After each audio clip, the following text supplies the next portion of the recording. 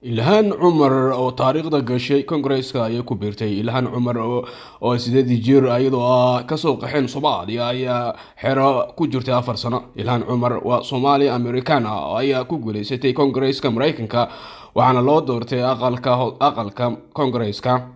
Minnesota iyadoo noqotay labada gabdhood ee muslim ah ee ku guuleysa. ilhaan oo matalaysa xisbiga dimuqraadiga ayaa waxaa heshay 78.4 boqolkiiba halka gabadhii la tartamaysay ee Jennifer oo ka socotay jamhuuriga ay heshay 21.6. ilhaan cumar oo da'deedu 12 jir ah ayay Mareykanka soo gashay. ilhaan cumar waa 36 jir waxa ayna kursiga ka qaadatay Kelis Ellison oo isna 2016 noqday qofkii ugu horeeyay ee muslim noqda. ilhaan waxa ay 8 jir iyadoo kasoo qaxeen Soomaaliya waxayna xero ku jirtay 4 sano oo ay ku gaartay 12 jir oo ay qoyskooda sponsor ka heleen dalka Mareykanka. ilhaan oo ka hadlaysay guusheeda ayaa hadaladeeda waxaa ka mid ahaa Everybody knows Minnesota is cold. qof walba waa yaqaana Minnesota inay qawt. And I asked them on the campaign trail for people to vote with their warm hearts, and that's exactly what we did.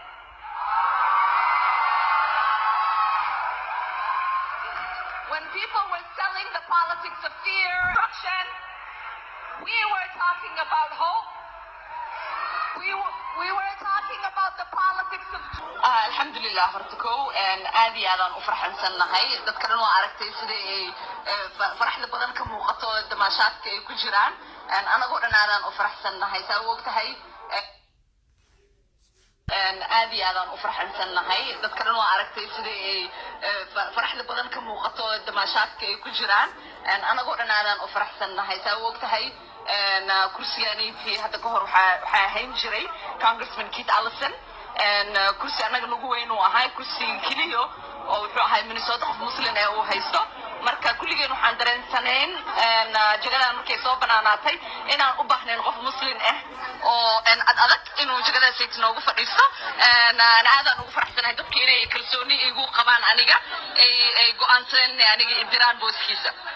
wallahi waxaan u maleynayaa guusheena inay ka turjumayso dadka in ay diyaar u yihiin wax cusub inay suubiyaan dadka inay diyaar u yihiin inay xasuustaan wadankaanayti inuu yahay wadan ka shaqayn jiray ama ku dadaalayay in dadka uu soo dhaweeyo waxaan u maleynayaa hadda in dareenkaasaytii uu jiri doono dadka ay aaminsanaan doonaan in wada jir aan wax badan ku suubin karno in walaaltinimada ay muhiim tahay in annaga oo wada soconno waxyaalo badan ay noo suurtageli karaan wadankeena fariin weyn dadka badanaa campaignkeega ku jiray waxay dhihi jireen inta keliya aan xiisaynayna waxa waaye dadkii uu isku dayay wadanka in uu ka joojiyo inay imaadaan oo hadda noqonayo dadkii sharci asii kasoo dejin lahaa marka intaasay keliya aan u malaynayaa inay ku filan tahay. ilhaan cumar waxa ay jaamacadda ama darajada koowaad ee jaamacadda ka haysataa 2 shahaado oo kala kuliyadda culumta siyaasadda caalamka international studies ee jaamacadda North Dakota State University iyadoo aqoontaasi ay ku soo baxday